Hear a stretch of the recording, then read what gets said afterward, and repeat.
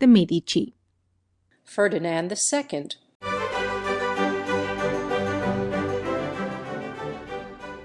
Please like this video so that more people have access to this content. Enjoy and also follow this channel to see other videos about art. Ferdinand II. The 50 years' reign of Ferdinand II saw a long step made on the downward path on which the once great family was now plainly embarked, and the pace of that descent, which had been slow at first, now quickens. Incipient decay, becoming more and more pronounced, is the keynote of the reign of Ferdinand II, even though there were still many things done which were worthy of the family's best days. Cosimo II's will included very stringent provisions to ensure that the government should be satisfactorily carried on during the minority of his son. While it laid down that the two grand duchesses, his mother and his wife, were to be joint regents, it also ruled that they were to be assisted by a council of 4 ministers, who were named. The salary of each of these 4 members of the council was limited to 2,000 crowns. No foreigner of any sort was to hold any office of state, or even of domestic service in the court. No resident ambassador from any country was to be allowed at Florence, those of France, Spain, and Austria being expressly debarred. All private trade by the regents was prohibited, and above all, the opening of Cosimo's treasure vaults was absolutely forbidden, except to pay the marriage portion of a princess, or to give public aid in a time of national calamity. The penalty for infringing these conditions was deprivation of office as his children's guardians. But these provisions, carefully drawn up as they were, only served to afford an example of how easily all such arrangements can be set aside. The Grand Duchess Christine was now 56, while her daughter-in-law, the Grand Duchess Maria Maddalena, was 30. Both were excellent women, but they were without any talent for governing. They were still less endowed with the smallest financial ability, and they were excessively fond of pomp and splendor. Never before had such gorgeous magnificence been displayed by the court as now ensued under their rule. They were accompanied on all occasions by a numerous retinue arrayed in the richest costumes, were surrounded by every accessory which could add to their grandeur, and seem to have considered it incumbent on them to make as splendid a display as possible, in order to maintain in proper style the importance of the young Grand Duke for whom they were regents. Everything was done with the utmost extravagance, money being spent in the most lavish way on every matter which they took in hand. Added to this, the Grand Duchess Christine, who took the lead, was intensely bigoted, and ready to fall an easy prey to the numerous ecclesiastics who gathered round her, and who in a very short time had established a strong control over all Tuscan affairs, while every order emanating from Rome, no matter how harmful to the country or disastrous to the fortunes of the family, was received by her with the most abject submission. The results were those to be expected from such conditions. The provisions of Cosimo's will were ignored. The immense treasure which he had left, and ordered not to be drawn upon except in case of public emergency, was all squandered during the 8 years' regency of the 2 grand duchesses. Want of administrative talent and subordination to priestly influence produced corruption and misgovernment in every department of public affairs, and, under this state of things, the country sank more and more into a condition of poverty and misrule, while the only persons who profited were the crowds of ecclesiastics and the so-called converts, each of whom, on the recommendation of a priest, received a pension from the regents.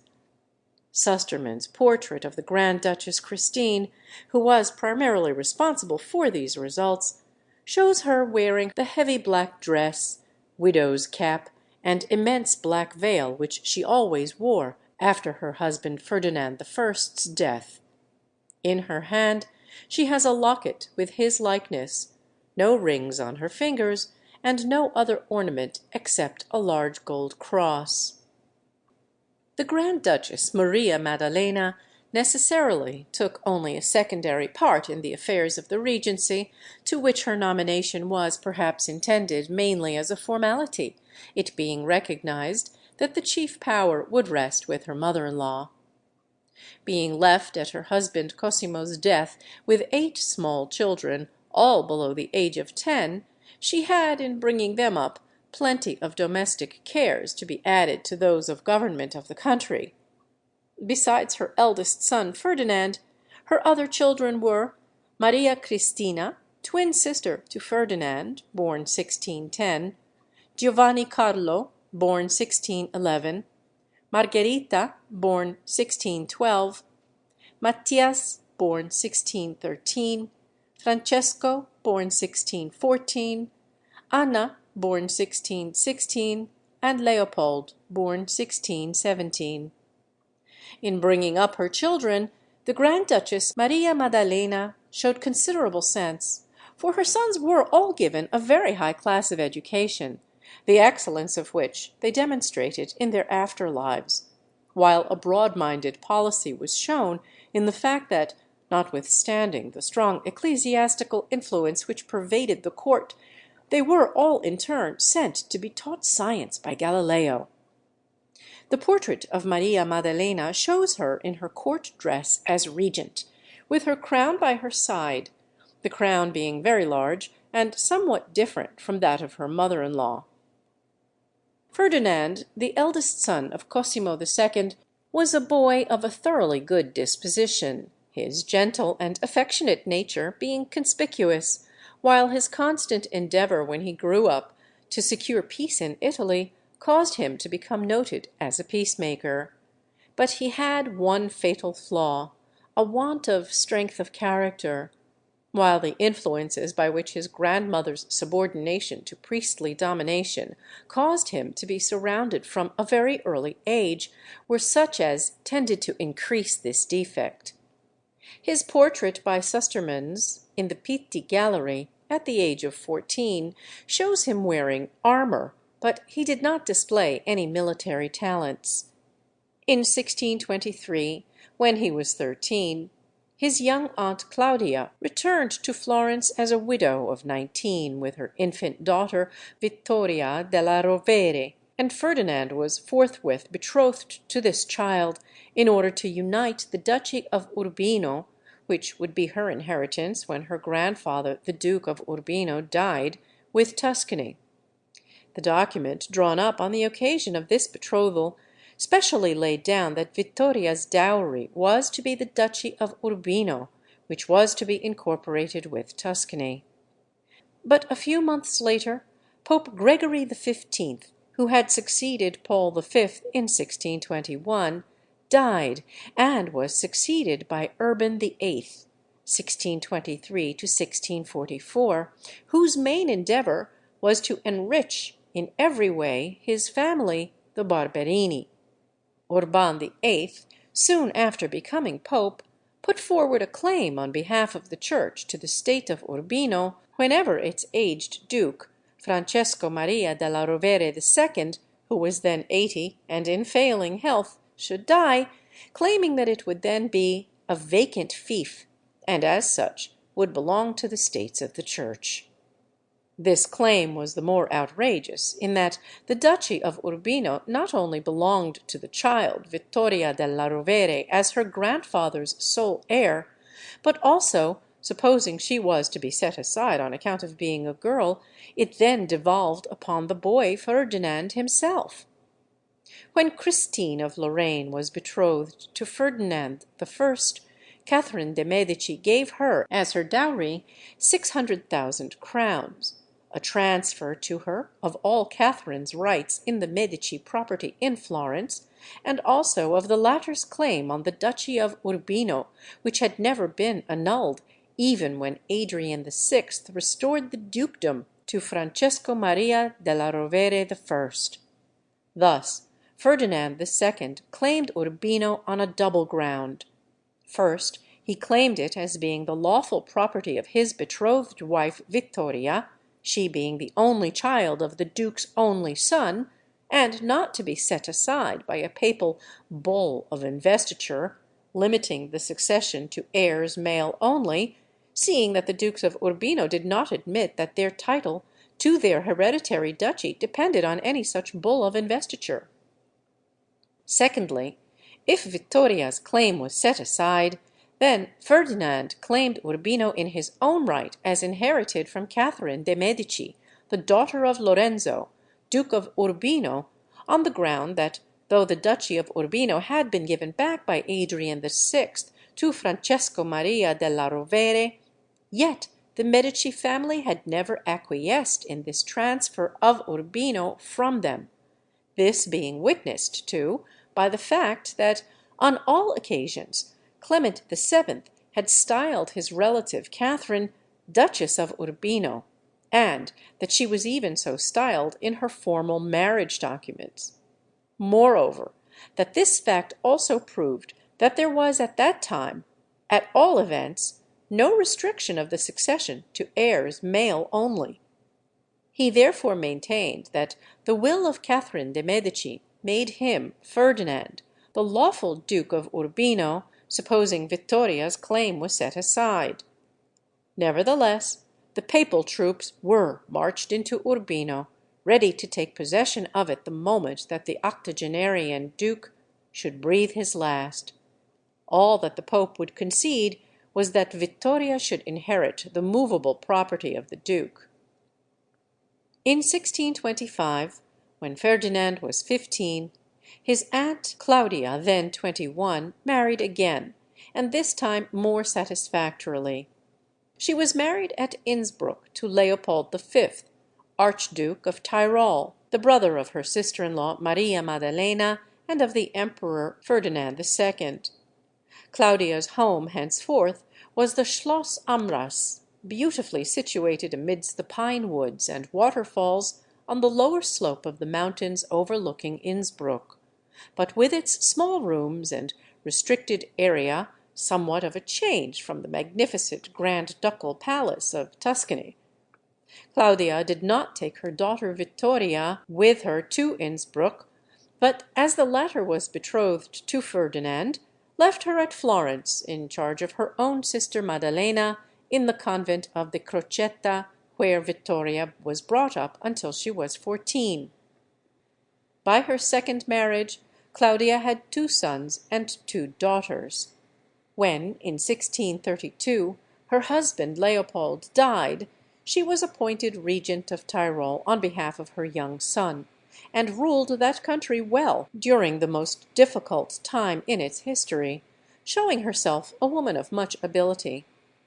She was regent from 1632 to 1646, and not only greatly improved the administration and resources of Tyrol, but also, by her wisdom and watchful care over the defences of the country, she saved it from being drawn into the 30 Years' War, in which all the rest of the German Empire was involved. In the museum at Innsbruck is to be seen a large picture depicting her sitting on her throne, presiding at a meeting of the Landstag on the occasion of an urgent national crisis. Her eldest son, Ferdinand Karl, married his first cousin, Anna de' Medici. Claudia's fine portrait by Sustermans in the Uffizi Gallery shows her as she was at the age of 30. In her dress there is an absence of the excessive ornament then so much in fashion. She has also dropped the high Medici collar, and wears a small plain one. In the corridor between the Uffizi and Pitti galleries there is also a fine portrait of her husband, the Archduke Leopold, dressed in a tunic of yellow leather, much embroidered, long yellow leather boots reaching to the thigh, a wide sash round the waist to keep his sword in its place, and by his side his helmet with a huge plume of blue and white ostrich feathers, which, since the whole structure represents a height of about 3 feet, must have been highly inconvenient when riding. In 1627, Ferdinand, being then 17, was sent on a tour to see something of the world before beginning to rule on his own account. He went first to Rome, but there the numerous Barberini family, full of pride and hating the Medici owing to the opposition they had experienced on their behalf in the matter of Urbino, behaved towards him with great insolence, and he departed thence to Vienna to visit his uncle, the Emperor Ferdinand II, where, with the love of peace which was his characteristic, he made an endeavour to bring to an end the dispute taking place over the succession to the Duchy of Mantua, in which, however, he was unsuccessful. In 1628 he returned home and took over charge of the government, but his feeling for his mother and grandmother would not allow him entirely to deprive them of authority, so that they continued to exercise a considerable influence in the government. Shortly after his return, his second sister, Margherita, then 17, was married to Edoardo Farnese, Duke of Parma. This marriage strengthened the position of Tuscany in the politics of Italy, constantly troubled as these were by Urban VIII. Parma and Tuscany becoming allies, while it was also of considerable importance in its consequences 2 generations later, when the throne of Tuscany threatening to become vacant owing to Cosimo III having no grandchildren, it was held that after the demise of Cosimo's daughter, the rightful heirs to that throne were Margherita's descendants belonging to the house of Parma. In the following year, the quarrel over the succession to Mantua caused Richelieu, the all-powerful minister of France, to send a French army across the Alps which occupied Susa, while the Austrian army seized Mantua. But the conflict did not spread into Tuscany, though the latter state had to mobilize its whole military strength and remain in a state of preparedness for war.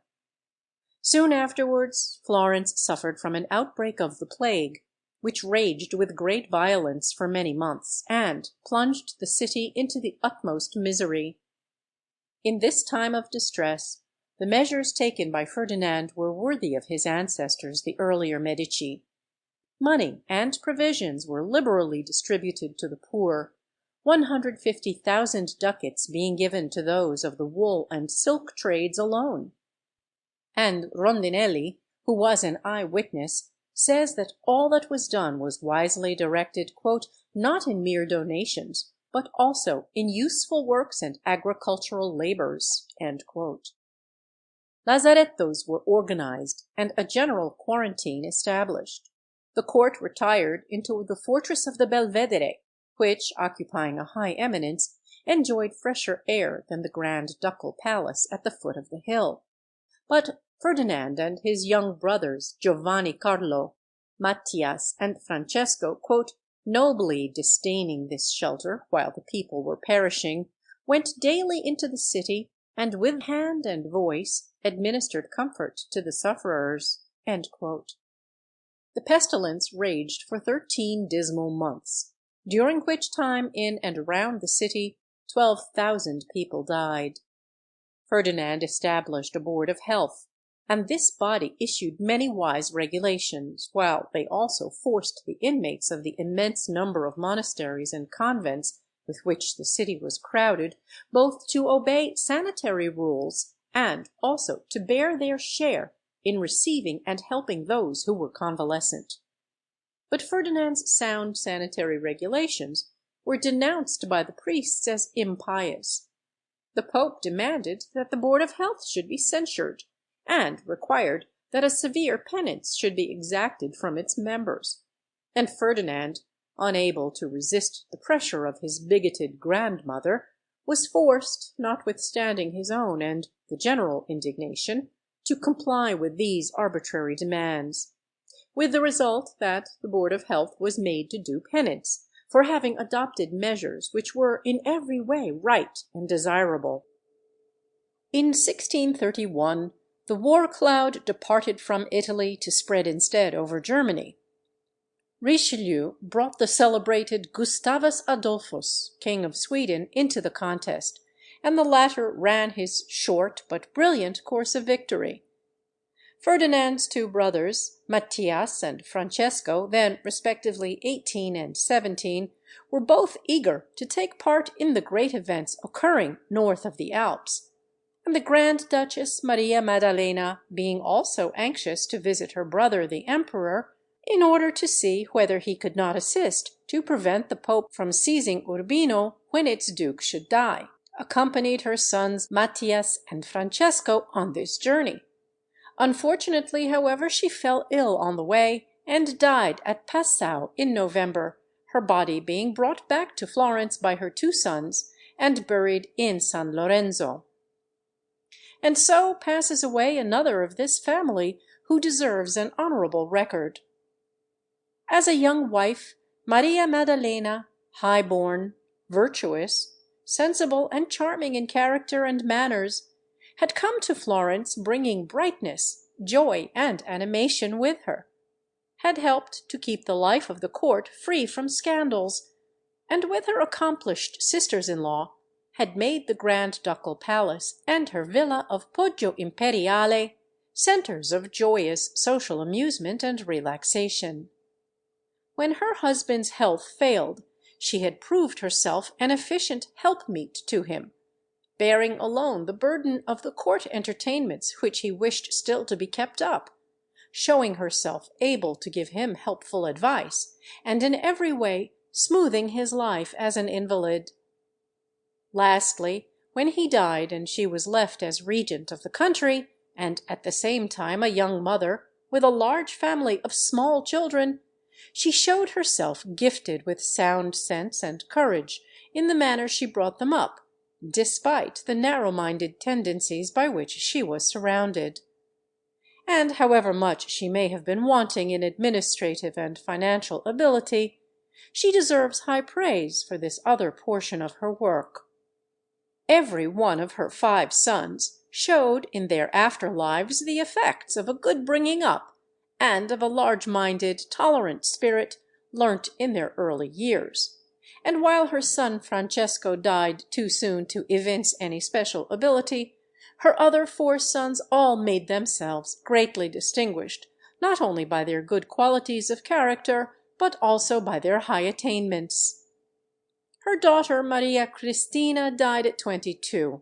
but her other 2 daughters, Margherita and Anna, both showed in after years good qualities and marked ability. When at the age of 40, Maria Maddalena died, her son Ferdinand and his sister Maria Cristina were 21, her sons Giovanni Carlo, Matthias, Francesco, and Leopold were respectively 20, 18, 17, and 14. Her daughter Margherita was 19, and her daughter Anna 15 years old. As in the Boboli Gardens, one sits in the long pergola, now so empty and deserted, which is always associated with her memory, it inevitably arouses a vision of the past, as one is drawn to think of how different it must have looked in Maria Maddalena's day, when thronged with the gay crowd of young people whom she and her 2 elder sisters-in-law gathered round them in the first years after her marriage, or later on, with the brilliant embroideries and brocades of the gorgeously dressed retinue, pictured for us in the gallery hard by, who followed her in the days of her regency,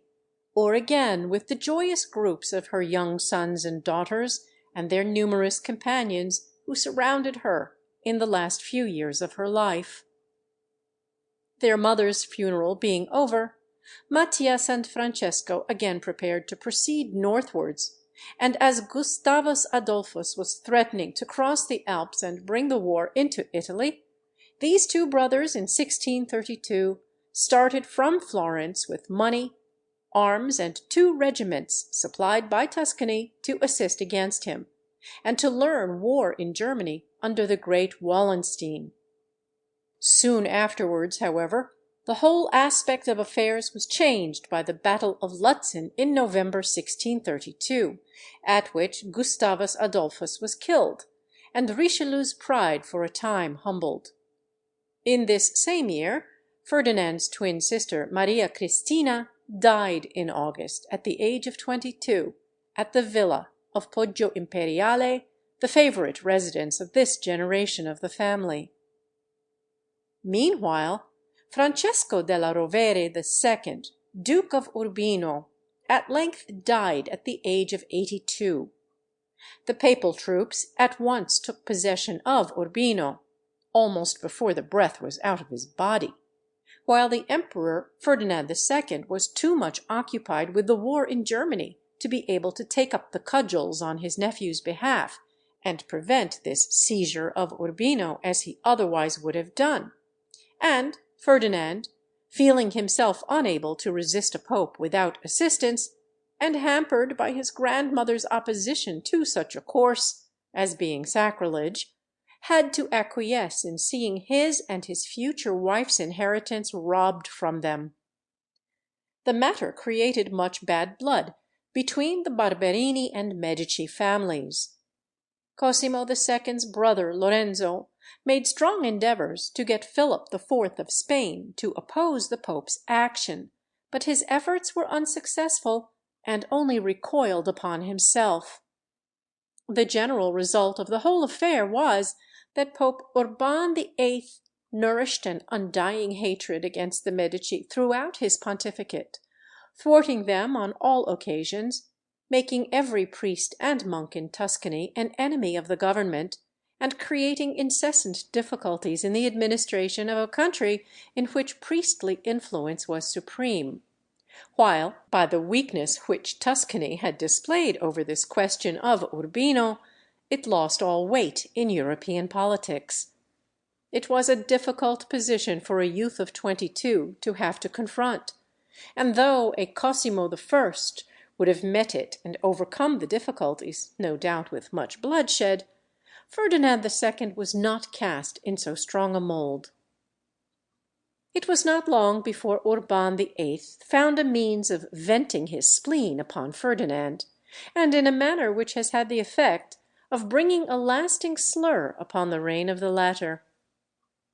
Galileo, since his achievements in the first year of Cosimo II's reign, had, during the years 1609 to 1632, made many and marvellous astronomical discoveries, in the course of which he had had to carry on a perpetual contest with the Jesuits, who endeavoured in every way to silence him.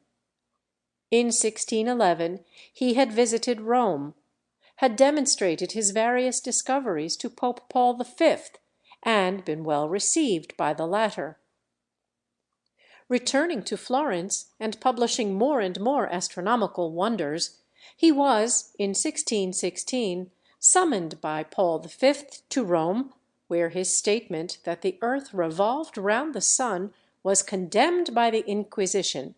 whereupon he ostensibly acquiesced in the falseness of his theory, and promised not to republish this doctrine. During the next 17 years, 1616 to 1633, Galileo, though still attacked by the theologians, had lived more or less at peace under the aegis of the Grand Duke, going again to Rome in 1624, and being received there with honour by the new Pope Urban VIII. He again went to Rome in 1630, on which occasion he received a caution to make his books purely mathematical and not doctrinal, and with this caution was allowed to publish them. In 1632 he published his Dialogues. By this time, however, the affair of Urbino had occurred.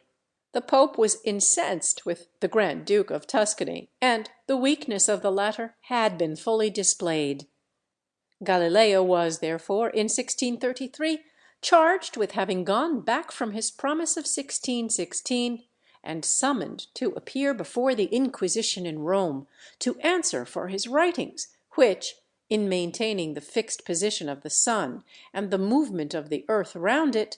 propounded a doctrine which was declared by the Pope to be in flat contradiction to the Bible. The causes for this arraignment of Galileo are said to have been twofold: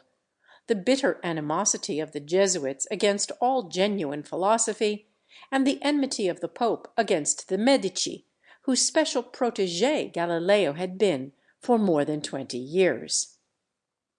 Accordingly, commissioners were sent from Rome, with orders to conduct Galileo thither, notwithstanding that he pleaded illness, and Ferdinand II and his grandmother, the Grand Duchess Christine, stood far too much in awe of priestly condemnation to think of offering any opposition to this arbitrary proceeding.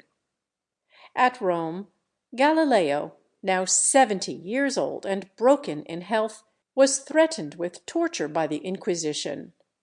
His theories were formally condemned. He was made to recant on his knees his so-called errors, and especially to declare his doctrine as to the movement of the earth false, and was kept a prisoner until the Pope's will regarding him should be made known. Ferdinand II has received much execration for having permitted the Pope thus to treat Galileo. For Ferdinand's weakness there is nothing to be said, but it would seem that the blame cast upon him in the matter has been excessive, and that it has not been sufficiently realized that he was still to a very large extent under the domination of his grandmother, the Grand Duchess Christine, especially in a matter which touched religion, and that he had been brought up to consider opposition to a pope's direct command as a deadly sin which nothing could excuse. He must have changed his nature before he could have withstood a pope's condemnation on a point of this kind. Galileo, having thus recanted his errors, was condemned by the Inquisition to perpetual imprisonment, but the Pope commuted the sentence to residence in retirement in the gardens of Santissima Trinita al Monte, and after a short time there he was allowed to remove to Florence, where, after residing for a little space under the personal charge of the Archbishop, he was permitted, though still a prisoner of the Inquisition, to move to his villa at Arcetri on condition that he lived in retirement and received no visitors. But he never published anything more. In 1634 he lost his only daughter, a nun, Maria Celeste, who had been his chief comfort in his troubles, and in 1637 was allowed by the Inquisition to move to his house in the Costa San Giorgio, but on condition that he did not go out into the city. There, Ferdinand, who had been his pupil as a boy, and who had been aimed at by the Pope together with him, visited the old man and condoled with him on the unjust treatment he had received. Galileo soon afterwards became blind, and when Milton visited him in 1638, was no longer able to see anything more of those wonders of the heavens which he had explored. He retired again to Arcetri, and consecrated to science the last remains of his energies, with a heart full of remembrance of his beloved daughter, who, he wrote, calls me continually, while I wait to change my present prison for that community august and eternal. But he was comforted, he said, with two thoughts: that I have not ever declined from piety and reverence for the Church and my own conscience. He died at Arcetri in January 1642, without any enmity against those who had spoilt his life. Ferdinand was anxious to erect a monument to him, but the Jesuits opposed this, and, as usual, prevailed, and Ferdinand had to content himself with giving Galileo burial in the chapel of the Medici family in the church of Santa Croce. It is, however, pleasant to record that this wrong done by the Jesuits to Galileo's memory was rectified by the Medici ere they passed away, and the very last year of their rule was signalized by the deserved honour to Galileo being at last given by the erection in 1737 in the nave of Santa Croce of the fine monument to him, his remains being removed to it from the chapel of the Medici. Dean Stanley says that it was from the burial of Galileo and Michelangelo in this church that Santa Croce gradually became the recognized shrine of Italian genius, while Byron, in enumerating those whose dust makes Santa Croce glorious, makes special mention of Galileo. Quote, "In Santa Croce's holy precincts lie ashes which make it holier, dust which is, even in itself, an immortality. Though there were nothing save the past, and this, the particle of those sublimities which have relapsed to chaos, here repose Angelo's, Alfieri's bones, and his, the starry Galileo with his woes." End quote. In 1633, the year that Galileo was summoned to Rome, the plague again broke out in Florence, and this time there was no board of health, former experience having very effectually put a stop to any further action of that kind. Instead, therefore, of wise sanitary measures, superstition reigned supreme, accompanied by religious ceremonies which, in puerility and intellectual abasement, surpassed everything previously seen. The Madonna del Impruneta was brought to Florence and carried through the streets, "followed by crowds whose contact gave fresh vigor to the pestilence," and for many months Florence again became a city of mourning. In 1634, Vittoria della Rovere being now 14, the marriage between her and Ferdinand took place. Brought up in the seclusion of the convent of the Crocetta, Vittoria, to a naturally frivolous disposition, added an entire ignorance of all the circumstances of ordinary life, together with "a most profound admiration for everything connected with the Church."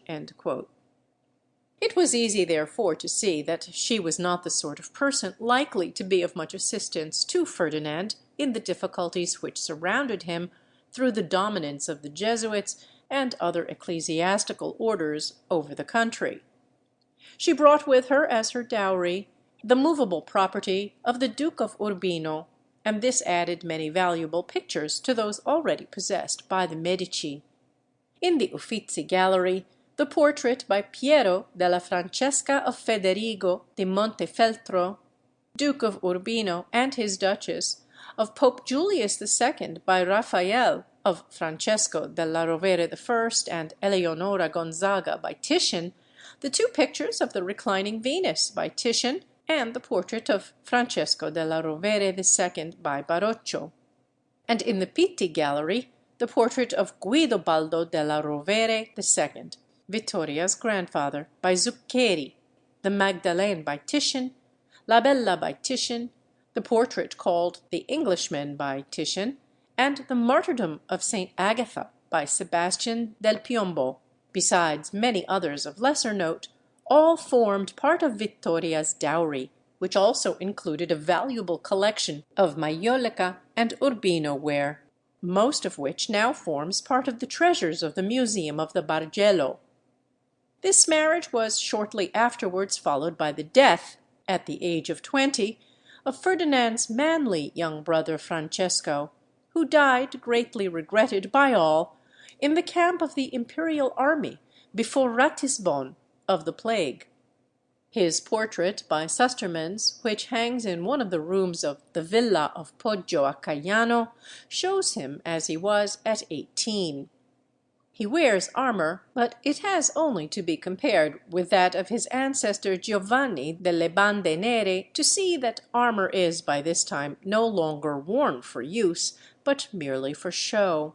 And the large lace collar, the lace cuffs, and the sash, not worn round the waist as hitherto, but over the shoulder, all tell the same tale. In 1636, Ferdinand, ashamed of the many humiliations he suffered from the subordination of the whole country to the Jesuits, and at the state of misgovernment to which it had thereby been reduced,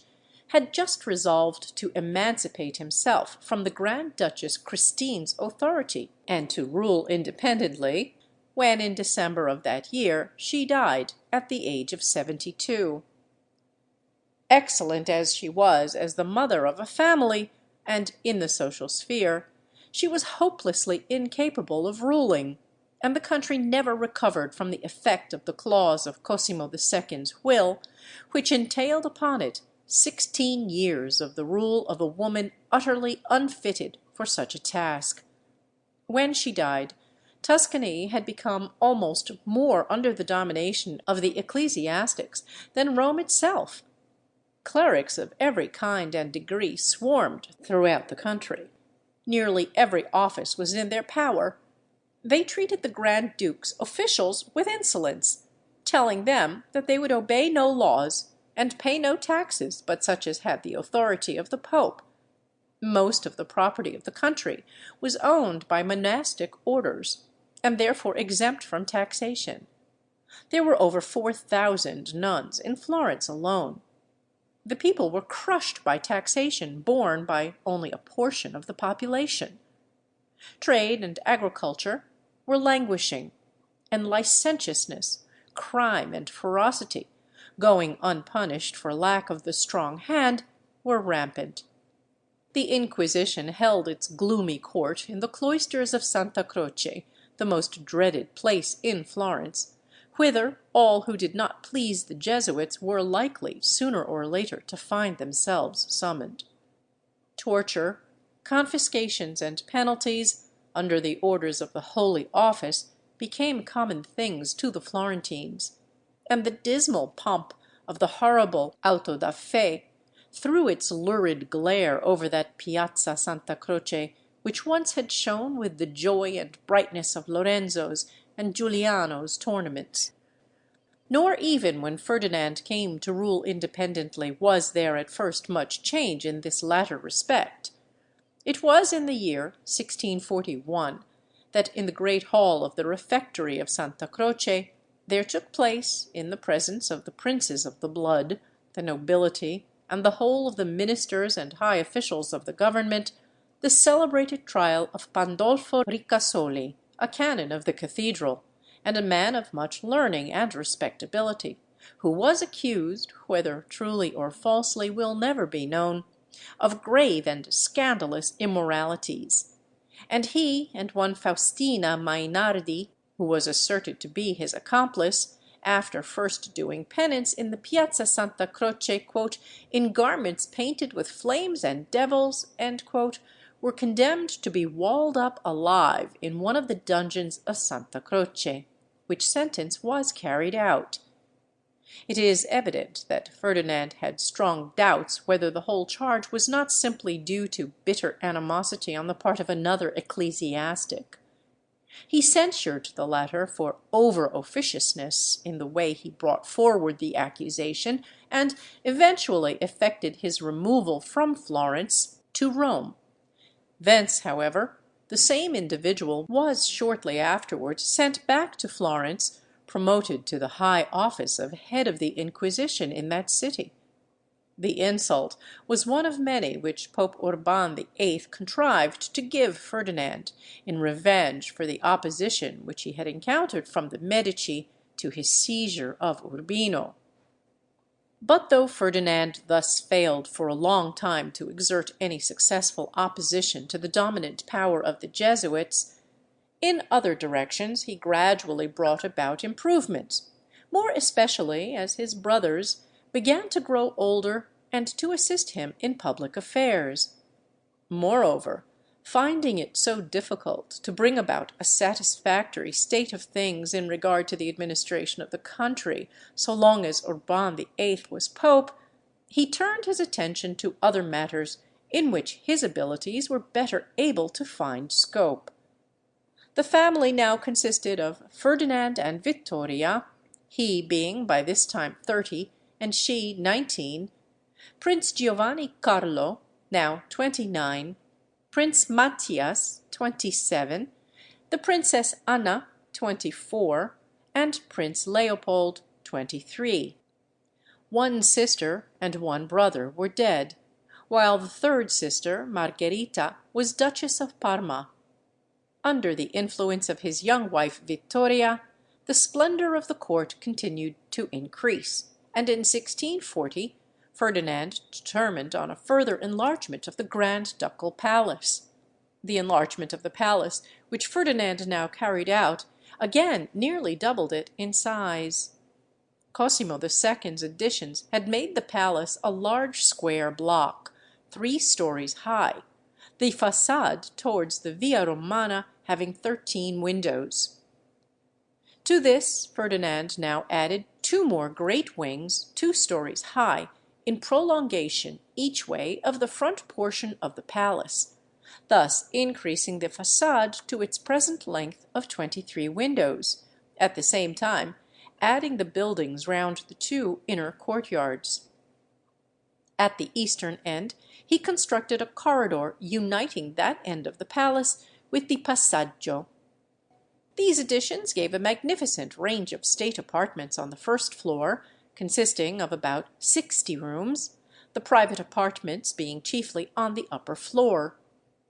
As soon as the additions to the palace were completed, Ferdinand caused the whole of the apartments on the first floor to be splendidly decorated with ceiling paintings by Piero Berrettini da Cortona, Ciro Ferri, and other artists. The recent discoveries in astronomy made by Galileo were memorialized in these decorations, each of the new rooms being dedicated to one of the planets, or to such subjects as Prometheus, the Iliad, Flora, etc., and Cortona's splendid ceiling paintings being made to accord with the dedication. Thus increased to its present size, the Grand Ducal Palace of Tuscany became a model which several other sovereigns endeavoured in after years to copy, though without attaining the same result. Ferguson, speaking of it in his History of Architecture, says, quote, "The façade is 460 feet in extent, 3 stories high in the centre, each story 40 feet in height, and the immense windows of each 24 feet apart from centre to centre, with such dimensions as these, even a brick building would be grand. But when we add to this the boldest rustication all over the façade, and cornices of simple but bold outline, there is no palace in Europe to compare to it for grandeur." End quote. And Taine says, "Je doute qu'il y ait un palais plus monumental en Europe. Je n'en ai vu qui laisse une impression si grandiose et si simple." End quote. The palace which the Medici had built in 1430 in the Via Larga had surpassed all others of the 15th century, but no less did that which 9 generations later they built at the foot of the Boboli Hill surpass all royal palaces in Europe of the 17th century. Some idea of its dimensions is afforded by the fact that the central courtyard, round 3 sides of which the centre block of the palace is built, is exactly the size of the Strozzi Palace in the Via Tornabuoni. It is sometimes said that this was done intentionally, in order to be able to say that the entire Strozzi Palace could be placed in the central court of the Palace of the Medici. But whether it had any such intention or not, the fact helps us to realize the size of the palace built round this courtyard. The palace is built directly upon the natural rock. In fact, in one of the 2 inner courtyards, the floor of the courtyard is the plain rock, lines having been cut on it to give the appearance of being paved. And in the same courtyard are, in the walls of some of the ground floor rooms, ornamental gratings, by looking through which the virgin rock may be seen actually forming part of the outer walls of these rooms. Built on such foundations, it is no wonder that the palace presents such an appearance of solidity.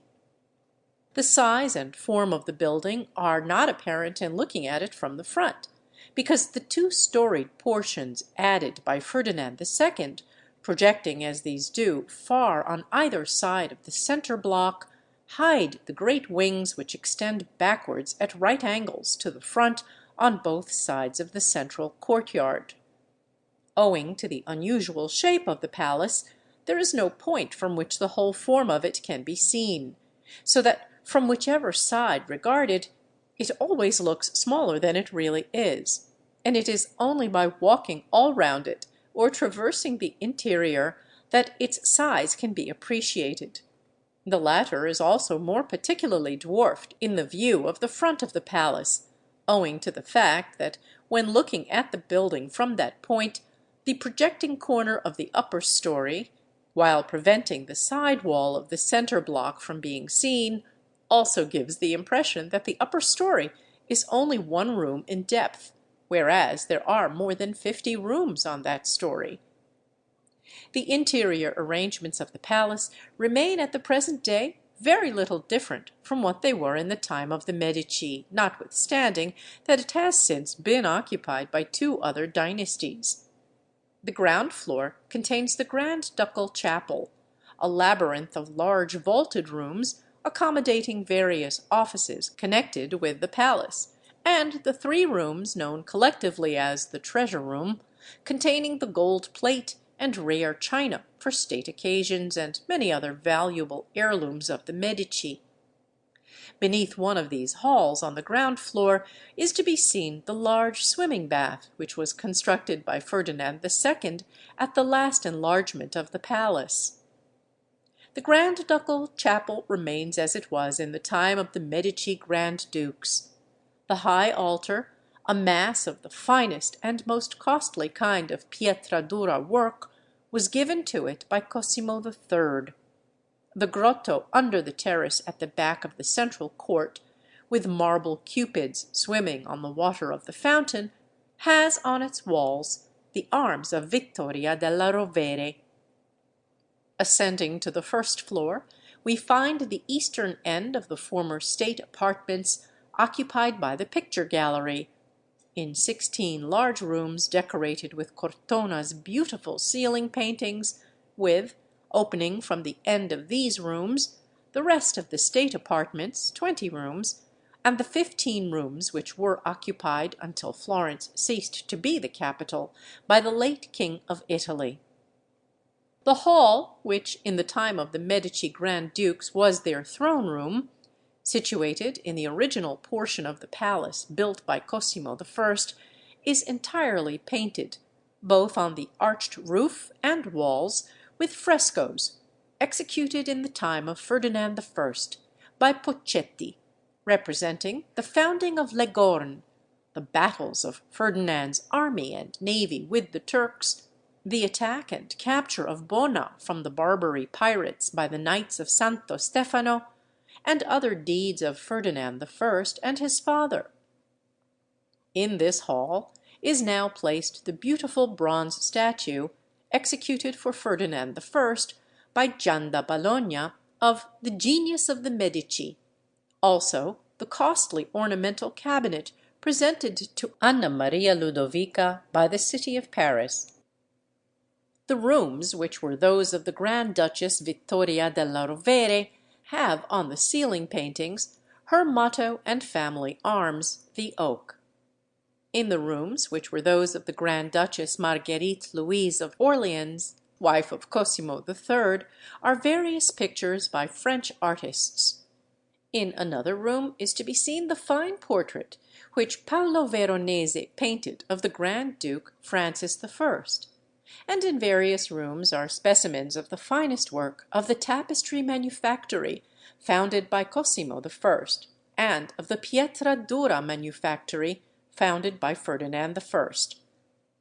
On the upper floor are, in the right wing, the range of apartments occupied by the present King of Italy when in Florence, including the private ballroom and private dining room. In the left wing, the apartments set apart for guests of the court, and in the center, facing the piazza in front of the palace, the private apartments formerly occupied by the Grand Dukes of Tuscany.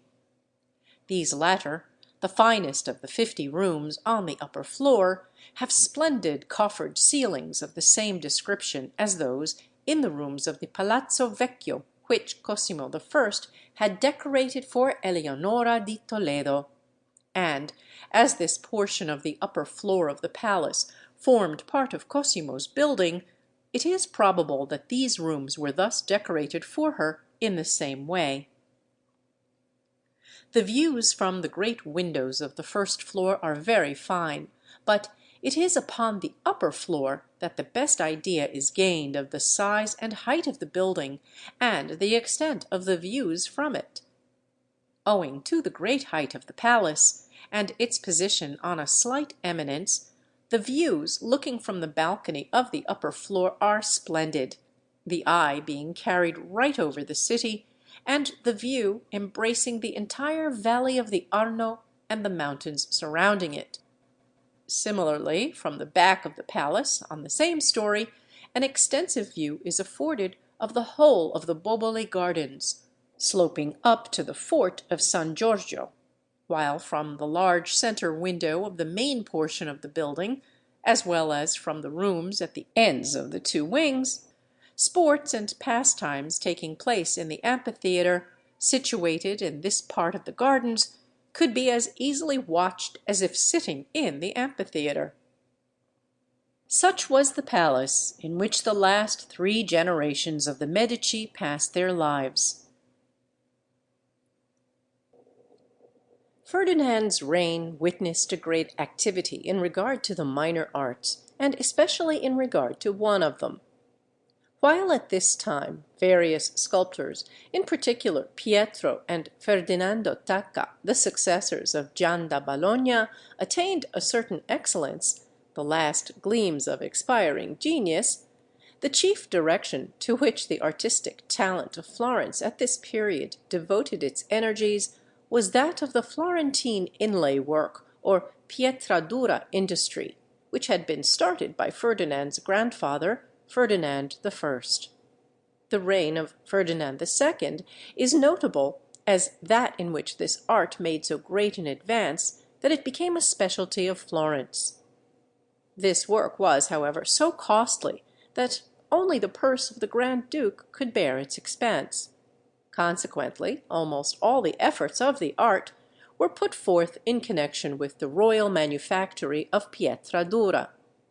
The erection of the mausoleum, to meet the requirements of which that manufactory had been started, was steadily proceeding, while the very best work which the manufactory could produce was being prepared for the intarsiatura work on the lower part of the walls. In addition to this, there was also a constant demand from the Grand Ducal Palace, now that it had been so much enlarged, for inlaid tables, cabinets, and numerous other articles in this work. Ferdinand took immense interest in this industry, fostering it to the utmost, and under him it reached its highest development. As a consequence, other countries became eager to emulate Florence in this new art, and Florentine artists skilful in it were invited to France and other countries to introduce it there.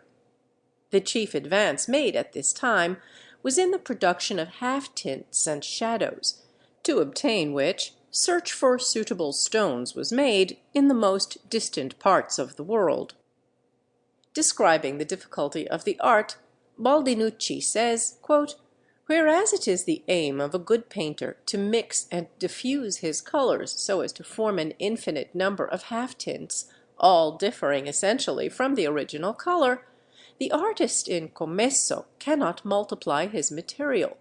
nor melt one colour into another, but must adopt the stone as nature made it. In order to convey the colour by insensible gradations from the highest light to the deepest shadow, he must seek out the most delicate tints which nature has produced in stone, and observe the infinite number of shades discoverable in the hardest gems and other stones." End quote. But though so difficult to execute, it is practically indestructible, and this caused it to be highly valued. The most skilful artist in this new form of the art was Luigi Serie, a Frenchman, who settled at Florence and was appointed by Ferdinand director of the royal manufactory. Ferdinand's and Vittoria's first child, a son, to whom they gave the name of Cosimo, had been born in 1639, but only lived a week or two. Another child, a daughter, was born in 1641, but also only lived a short time. In 1642, however, another son was born, to whom again the name of Cosimo was given, and who lived to succeed his father. This was followed by the marriage of Ferdinand's remaining sister, the Princess Anna, to her first cousin, Ferdinand Karl, the eldest son of her aunt Claudia, he being 16 and she 26. In Anna's portrait by Sustermans, taken when she was about 20, her likeness to her brother Ferdinand is very marked. Ferdinand, Karl, and Anna preferred the attractions of the splendid court of Tuscany to the mountains of Tyrol, and were more often at Florence than at Innsbruck. They had one daughter, Claudia Felicitas, born at Florence, who married the Emperor Leopold I. During the next 2 years, while the 30 Years' War continued to be waged with unabated energy in northern Europe, and while England was becoming involved in civil war between Charles I and his Parliament, Pope Urban VIII kept Italy also in a continual ferment by his endeavours to seize upon various territories for his family, the Barberini. On his thus trying to take Castro and Ronciglione from the Duke of Parma, the latter marched his army through Tuscany into the territories of the Pope, who was greatly alarmed at this attack. Ferdinand was drawn into the quarrel, both to assist his brother-in-law and to defend his own state, but his military operations were feeble and brought Tuscany no glory. In fact, the condition of the country was such that military strength was as impossible as satisfactory civil administration. The swarms of ecclesiastics, who exercised a dominating power in every department of the national life, who grievously mismanaged everything they touched, and who acknowledged no authority but that of a pope, whose object was to obstruct the ruler of the country in every way, produced conditions which made military efficiency impossible. The domination of the country by an ecclesiastical hierarchy of this kind produced tribunals which were corrupt and arbitrary. It created monopolies, privileges, immunities from taxation, and vexatious, ill-advised laws, under which agriculture dwindled, and trade threatened to expire, and it made the people in general completely poverty-stricken. It is remarkable that under such conditions no conspiracies should have arisen against Ferdinand's rule. We still see the old names appearing from time to time: Capponi, Rucellai, Acciaioli, Ridolfi, and others, families whose members had in former times been ever ready to head such revolts, but none ever seemed tempted to originate a revolt against Ferdinand. His officials were powerless, his troops contemptible, both Spain and France exceedingly cool towards him, and the Pope inimical, so that, except for one consideration, a revolt against his authority would have been easy to carry out. But the affection of the poorer classes of the people was too great to make a rebellion against him practicable. Ferdinand's goodness of heart, liberality, love of peace, and easy-going ways, giving them a strong regard for him. Though the mismanagement of the country was palpable, and though the sufferings caused by its subjection to a crowd of insolent and tyrannical priests and monks were felt in every department of life, yet, nevertheless, the people liked Ferdinand. There must have been much that was good in a ruler who, under such adverse conditions, still retained the affection of his subjects. At length, in 1644, Tuscany was at last relieved from that which had formed its chief infliction for 21 years, by the death of Pope Urban VIII. He was succeeded by Innocent X, 1644 to 1655, and the new pope adopted an entirely different attitude towards Ferdinand, showing much friendliness towards him, and Tuscany soon felt the effect of this in an end being put to the evils due to ecclesiastical tyranny under which the country had so long groaned. As one outcome of this friendly feeling, the new pope made the eldest of Ferdinand's brothers, Prince Giovanni Carlo, a cardinal. In 1648 the 30 Years' War came to an end, and in the same year Ferdinand's uncle Lorenzo, the third brother of Cosimo II, died at the age of 48. His life had been spoilt, partly by his own fault, partly by circumstances. He had good talents, and was anxious to employ them for the advantage of his country, but, from one cause or another, had been prevented from doing so. 20 years old when his brother Cosimo II died, and his only other brother, Carlo, being a cardinal and living always at Rome, Lorenzo had been anxious to take some part in the government of the country, but was not allowed by the two grand duchesses to do so. Foiled in this, he tried to obtain a command in the Spanish army, but in this also was disappointed, as, in consequence of his pressing Spain so persistently to take up his nephew's cause in the matter of Urbino, he fell into ill favour at the Spanish court, and was refused the military command which had been promised him. The result of these failures was that he drifted about, his life alternating between literary pursuits and all kinds of erratic diversions.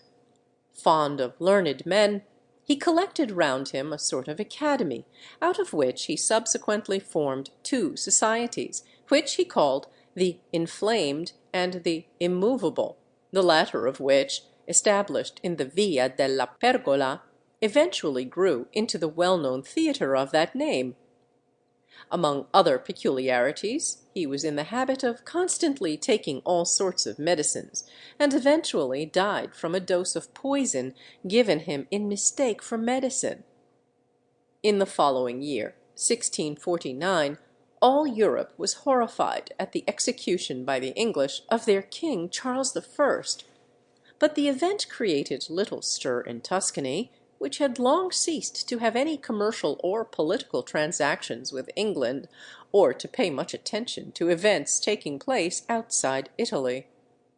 Ferdinand II was now a man of 40. In his fine portrait by Sustermans, taken at about that age, though contriving to give himself, with the aid of armour and other accessories, a formidable appearance, this was no doubt with a view to hide his real disposition, which, as already noted, was kind, good-hearted, and weak. He wears a large cloak over his armour, and the cross of Grand Master of the Order of Santo Stefano. Vittoria della Rovere, whose portrait by Sustermans shows her as she was at about 25, proved a most unsatisfactory wife to Ferdinand, and was a disappointment all through. She neither brought him the dowry of the Duchy of Urbino, which had been the sole reason for his being betrothed to her as a boy of 12, nor did she make up for being a portionless bride by any qualities in her own character. She was foolish, vain, ignorant, and utterly frivolous. As the result of her education in the seclusion of the convent of the Crocetta, she was entirely ruled by the priests, while, having none of the tolerant spirit in matters of religion, which Ferdinand and his brothers possessed, she was a constant cause of discord in the family. She also had a bad temper, and the strife which she created soon became so great that for many years she and her husband were entirely separated, living in different parts of the palace, and never seeing each other except when attending state functions; though this state of things, after continuing for about 17 years, was brought to an end in 1659, when a reconciliation took place. But the most lasting harm which Vittoria della Rovere did to the family fortunes was produced by the kind of education which she insisted on giving to her son Cosimo, who was brought up by her from a child with the sort of training more suited to one who was to become a monk than that required in the case of one who was to be the ruler of a state, with results altogether disastrous to himself and to Tuscany. Looking at the way that she was throughout his life, a heavy drag upon her husband, hampering his best efforts and increasing that priestly domination which was ruining the country, at the still more fatal effect of her manner of training her son, who was destined to rule Tuscany for over half a century, and at the long period during which her pernicious influence was exercised, we may with justice say that if Giulio de' Medici was the evil genius of the earlier generations of the family, Vittoria della Rovere was the evil genius of its last 3 generations. For to her chiefly was due the despicable character of its decline and end.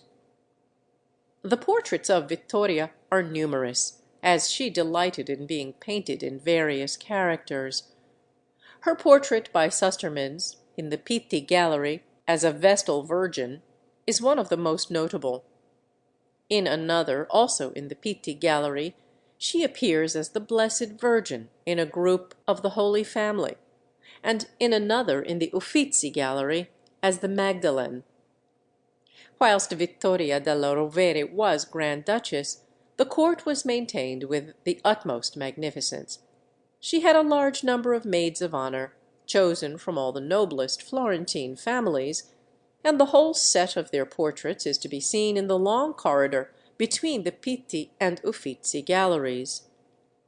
Vittoria survived her husband 23 years, so that her baneful influence was prolonged also for nearly half the next reign. It is a far cry from Florence to Agra, from the puny court of the small and decaying state of Tuscany to the magnificent splendor of the court of the great Mogul, the ruler over 200 millions of people and an empire the size of Europe. But even in the days of her decadence, Florence, which once had led Europe in learning and art, was still able to make her influence reach even to such a far-off region as this, and to write her name in imperishable letters on the palaces of India. Nowhere in all the world does the sunset of departed glory make us feel its pathos as in the long silent marble halls of the palaces of Agra and Delhi. In them we are surrounded by the very spirit of Omar Khayyam's words: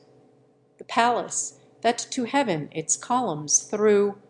and kings the forehead on its threshold drew, I saw the solitary ring-dove there, and coo, coo, coo, she cried, and coo, coo, coo." But there is something else there besides this, for there we may see, if we look closely, the first faint beginnings of the West to influence the East. The first evidence in India, after the time of Alexander the Great, of a Western hand and brain guiding Eastern taste into a more perfect expression of its own spirit. It is written in letters of lapis lazuli, topaz, jasper, ruby, and turquoise, and it is the hand of Florence that wrote it. When we stand in the Diwan-i-Am of the palace at Delhi, where stood the peacock throne,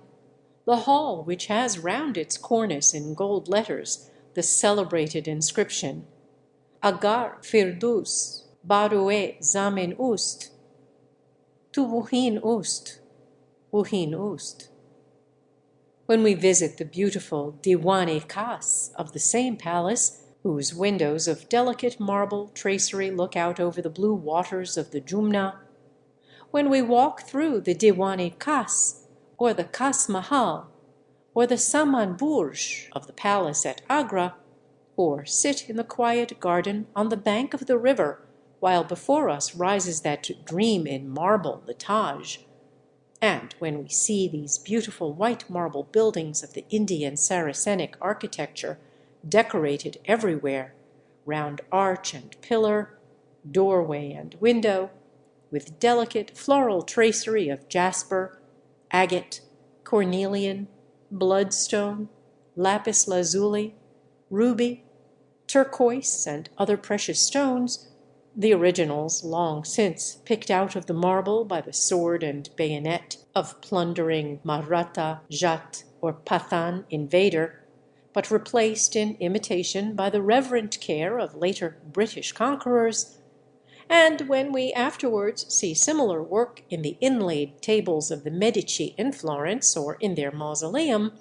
we are apt to imagine that Florence copied this art from faraway India, but it was not so. Each was independent of the other. But though the Munubudkari, or Indian inlay work of inserting designs in precious stones into pure white marble, existed long before it received any influence from the West, and came originally from Persia, the improvement in the designs, which is visible in these palaces at Delhi and Agra, received its inspiration from Florence. It was in 1627 that the fifth of the Mughal emperors, the Emperor Shah Jahan, the great building emperor, grandson of the great and magnificent Akbar, succeeded his father, the Emperor Jehangir, and began that series of beautiful buildings, first at Delhi and then at Agra, which made his reign of 30 years the culminating point of Mughal architecture. In 1629,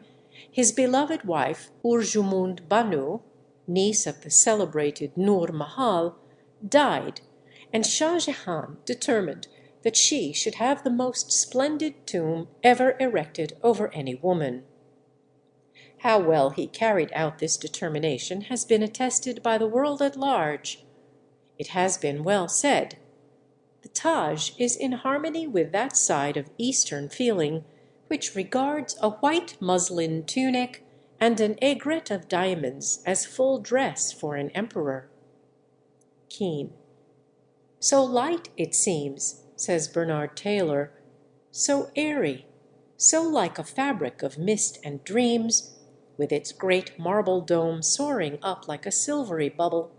that even after you have touched it and climbed it, you may almost doubt its reality." And it is in the Taj that we first see that change in the inlay work which denotes the influence of the Florentine pietra dura artists, a change still further developed afterwards in the inlay work ornamenting the palaces of Delhi and Agra. In 1648, Ferdinand, as a part of his endeavours to make the new industry at Florence still more perfect, sent Austin de Bordeaux, a Frenchman in his service, who was one of the leading workers in the royal manufactory, with several other artificers, to the Emperor Shah Jahan to procure certain silices only to be obtained in India. These Florentines, while at the court of the great Mogul, suggested more artistic designs for the inlay work going on in the decoration of the new buildings at Delhi and Agra, introducing more delicate floral patterns, while Austin de Bordeaux, instead of returning to Florence, took service permanently under the Emperor Shah Jahan for this kind of work, being chiefly employed upon the ornamentation of the palace at Delhi and the construction of the Peacock Throne.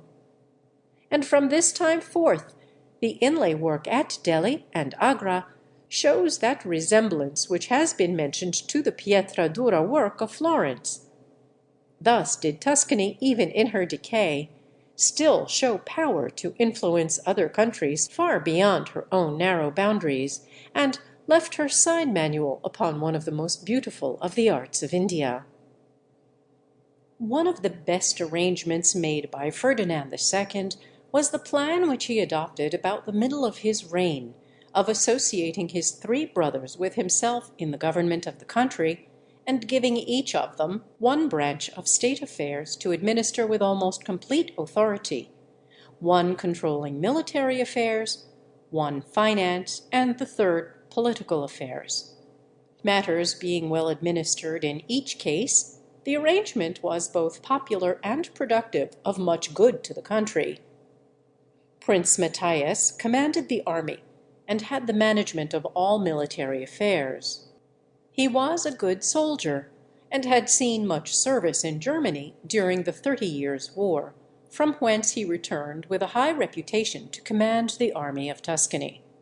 In addition to this office, he was also made governor of Siena, where he became very popular, and was more often there than in Florence. His portrait by Sustermans in the Pitti Gallery shows him as he was towards the end of his life, which terminated at the age of 54. He wears a blue scarf over his armor, and a large white collar in the fashion of the time, and holds in his hand the baton denoting his office as commander-in-chief of the army. Cardinal Giovanni Carlo had the control of financial affairs, which he managed well. On being created a cardinal by Innocent X, he had resided for some years at Rome, where, after being employed by the Pope in various capacities, he was at length sent to receive Queen Christina of Sweden, the daughter of Gustavus Adolphus, when, in 1654, she renounced her throne in consequence of becoming a Roman Catholic, and came to settle in Rome. Innocent X, however, died in the following year, being succeeded by Alexander VII, 1655 to 1667, and the new pope found that, quote, "the society of young prelates and Christina's attractions became so agreeable to all parties," end quote, that he thought it desirable to appoint a cardinal of maturer years as Queen Christina's spiritual director, and requested Ferdinand to recall Giovanni Carlo to Florence, he being considered by the Pope too young and handsome for such an office. Like his younger brother Leopold, Giovanni Carlo was a great collector of pictures and other objects of art, and a keen assistant in every undertaking entered upon by Ferdinand to promote the advancement of science, literature, or art. His fine portrait by Sustermans in the Lucca Picture Gallery depicts him in his dress as a cardinal, and was taken when he was about 33 years old. He has the long hair and curls usually associated in our minds with the cavaliers of that period in England. But the most capable of all the 5 brothers was the youngest, Prince Leopold, who had the charge of political affairs, but whose talents and enthusiasm in the cause of art and science caused these latter subjects to be his principal sphere of activity. It is strange that this eminently capable man, who by his ability and energy produced such important and lasting effects for the renown of Florence, should have been consigned to almost complete oblivion. By most he is, if known at all, only known as the originator of the collection of portraits of the painters in the Uffizi Gallery. His important work of not only founding the celebrated scientific society of the Cimento, but leading it during the whole of its brilliant career, has won for him no credit, his name even being scarcely mentioned in connection with that society. His valuable work in assisting the cause of literature has been equally unrecognized. Above all, it is to Leopold that the world chiefly owes the 2 great picture galleries of the Uffizi and the Pitti, of which Florence is so justly proud. And for this achievement alone, his name deserves to be rescued from the obscurity into which it has been allowed to sink. He was a worthy successor of those earlier members of the family who had done so much for learning and art in the 15th century. And he was the last of this family who showed that exceptional ability for which it had for nearly 3 centuries been noted. Leopold corresponded with all the leading men of science and professors of the fine arts throughout Europe. His critical taste and knowledge in all matters relating to art and literature were proverbial. While in science he had not only been one of Galileo's chief pupils, but also His abilities and ardor in that study made him the natural leader of the band of men who had been influenced by Galileo's researches and were anxious to carry still further the scientific enquiries which the latter had inaugurated. The fine portrait of Leopold depicts him in the dress of a cardinal, and was therefore painted towards the end of his life, as he did not become a cardinal until 1667, by which time he was 50 years of age. He holds in his hand one of the many letters on the subject of art or science which he was constantly receiving from his numerous correspondents scattered about Europe. Ferdinand, who had the reputation of being the most cultured ruler of his time in Europe, took as keen an interest in all scientific, literary, and artistic matters as his brothers Giovanni Carlo and Leopold. And these three Medici brothers, owing to their eagerness in this cause and the influence which their position and wealth gave them, were at this period the leading men in Florence in all that pertained to science, literature, or art.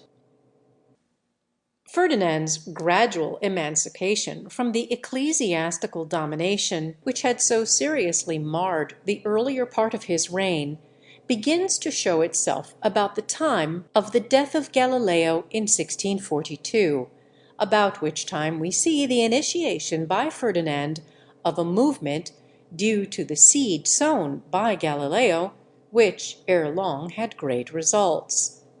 Ferdinand and his brothers, who had all been pupils of Galileo, had been greatly impressed, not only by his teaching, but still more by the illogical character of the arguments used in condemning his theories, and they were profoundly anxious to initiate, in opposition to the theories of the scholastic philosophy, a system of deduction of truth from the observation of facts, and of dispersion of error by the force of experimental knowledge. As the first step in this direction, and as a preliminary attack on the tyranny over thought exercised by the ecclesiastics and on the false philosophy which they propounded, Ferdinand, when he was 32, formed, about the time of Galileo's death, the Conversazione Filosofica of the Palace, a society which, holding its meetings in the Grand Ducal Palace itself, had for its members all the ablest literary and scientific men of the day, including such enlightened men as the celebrated Evangelista Torricelli da Modigliana, Niccolo Aggiunti, Famiano Michelini, Viviani, Marsili, Uliva, and the renowned physician, philosopher, and poet Francesco Redi. From the brilliant talents of those who formed its members, this philosophical society of the palace gained wide respect from all interested in literature and science. This, however, was but the preliminary step to one much greater. In the year 1657, when Ferdinand was 47, there was formed under his patronage by his talented brother Prince Leopold the celebrated Accademia del Cimento, Academy of Experiment, the first society for experiments in natural science ever formed in Europe, and one which became the model for all those subsequently established in England, France, and other countries. And this new academy held its first meeting on the 16th June, 1657, in the Grand Ducal Palace, presided over by its founder, Prince Leopoldo de Medici, then 40 years old. Truly, the Pitti Palace, honored as it is by all artists for its magnificent picture gallery, should be no less honored by all scientists as the building in which originated this notable event in the world of science. The Royal Society of England was not incorporated until 1663, and the French Academy of Science not until 1666, so that Florence in this matter also, as in former days it had done in learning, and as it had done in art, led the way. And prominent as had been the leadership of the Medici as to learning and as to art, in neither of these was it so directly marked as in this case of science. Prince Leopold, both as an earnest pupil of Galileo and on account of his own proficiency in science, was chosen by the new society as the proper man to lead it as its president, and very ably he did so. At its first meeting, the society ruled that its fundamental law should be that no special school of philosophy or system of science should be adopted by it, and that it bound itself to investigate nature by the pure light of experimental facts. Also that the society should be open to all talent, and that the privilege of selecting the experiments to be made should lie with the president. It adopted as its motto, provando e riprovando. Magalotti was chosen as its secretary, and on the walls of the entrance hall of the present National Library in the Uffizi building are to be seen the portraits of the distinguished men who were the first members of this famous society. Thus took place the first case on record of the formation of a society purely for the pursuit of inductive science, and for the furtherance of that new philosophy which Galileo had inaugurated, and of which Bacon was to be the chief exponent. Ferdinand took the greatest interest in the work of the new society, and devised several of the experiments, among others the suggestion of the use of the expansion of liquids for thermometric purposes, instead of the air of Galileo's thermoscope. The results of the experiments made by this society were later on detailed by the secretary, Magalotti, and were published in Florence in 1667 under the title Saggi di naturali esperienze fatte nell'Accademia del Cimento, results of experiments in natural science made by the Academy of the Cimento, and a Latin translation of this work was published at Leyden in 1731 by von Muschenbrock. Regarding these results of this society's work, a scientist of our own day remarks, "Many of these experiments are classics in the history of science." But Leopold was not only fitted to be the president of such a society through his scientific attainments. His gifts of character enabled him to guide smoothly a community of men of very diverse idiosyncrasies who, however talented they were as scientists, were no freer from the frailties of jealousy and envy, vanity and self-conceit than commoner mortals, and his gifts in this direction received a remarkable testimony. The new society pursued an energetic and brilliant career for 10 years.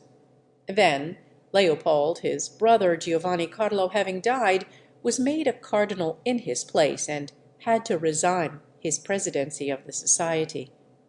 The removal of the guiding spirit which had known how to make all the members work together for a common object had immediate results which showed how considerable his gifts were in this respect, no less than in the scientific direction. For the Society of the Cimento, which in its short career of 10 years had won renown all over Europe, had a sudden and dramatic end. Napier relates that upon Leopold's retirement from the leadership of the society, "the clashing pretensions of irascible genius burst forth, and blew the assembly to atoms. Its fragments, still bright and precious, were eagerly gathered up by foreign nations, and made the cornerstones of steadier institutions." It was an epitome of all Florentine history. Without the leadership of one particular family, which alone of all the Tuscan race possessed a special gift for calming discord and inducing antagonistic natures to work harmoniously together, and whose possession of this valuable quality, demonstrated in many generations of this family for 250 years, was here exhibited for the last time. Internecine conflict ever robbed the talent and genius of the Florentine race of its crown and flower of success. None but a Medici could ever steer the bark of Florentine genius, safe to port and keep it from wrecking itself upon the rock of fratricidal strife. Ferdinand and his brothers Giovanni, Carlo, and Leopold were no less active in the cause of literature than in that of science. By them was formed with diligent labor the Palatine Library, or Library of the Palace, which now forms the chief part of the National Library of the Uffizi, and contains 14,000 manuscript books and over 200,000 printed books. The treasures of this library, though not so great as those of the older Medici library founded by Cosimo Pater Patriae, are still very considerable. It possesses over 300 volumes of letters and papers of Galileo and his most distinguished contemporaries, including his celebrated Discourses and Mathematical Demonstrations, and his treatise called the Dialogues, which brought upon him the wrath of Pope Urban VIII.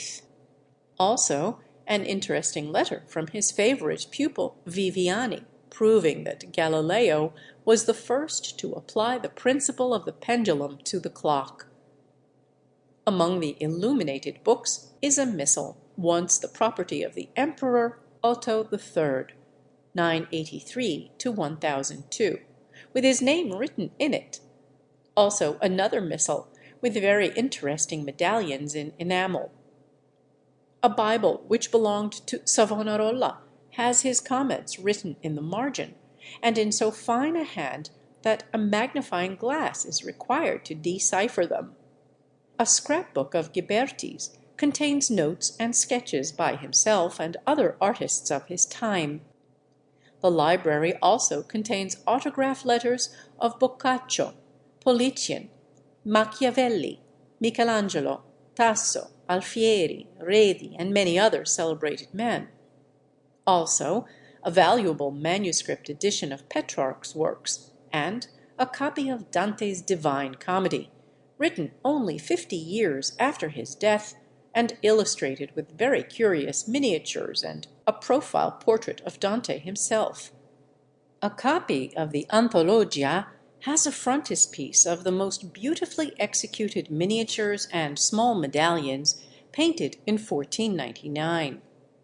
A copy of the Pandects of Justinian, made by order of the Signoria when the original was removed to Rome by Leo X, has beautiful illuminations executed by Boccardini.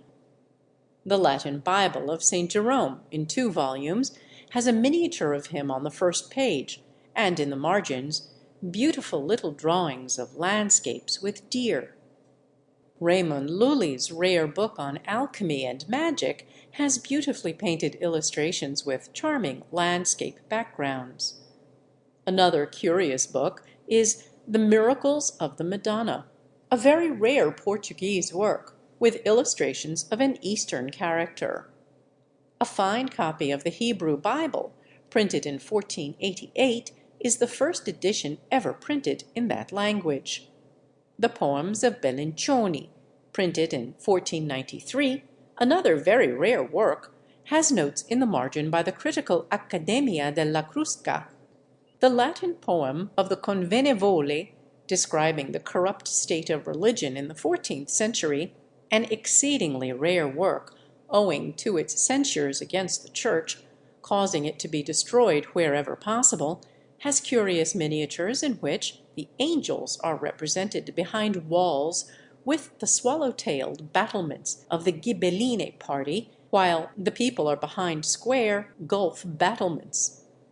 Another notable book is the Intria Vergilii e Opera Expositio by Servius, being the first book ever printed in Florence, 1477.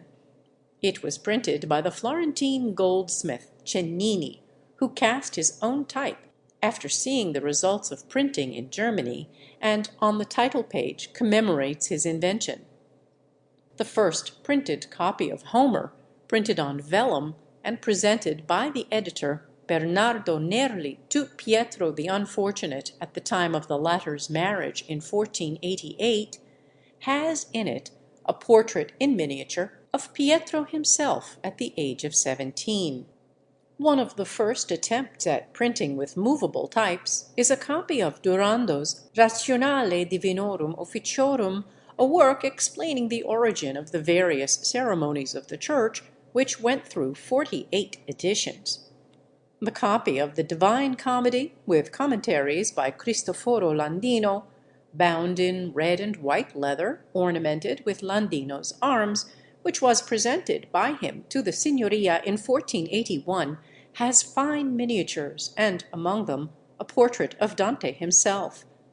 The above gives some idea of the many rare and interesting books contained in the splendid library which Ferdinand and his two brothers formed. But by far the most important memorial of the reign of Ferdinand II was made in the domain of art.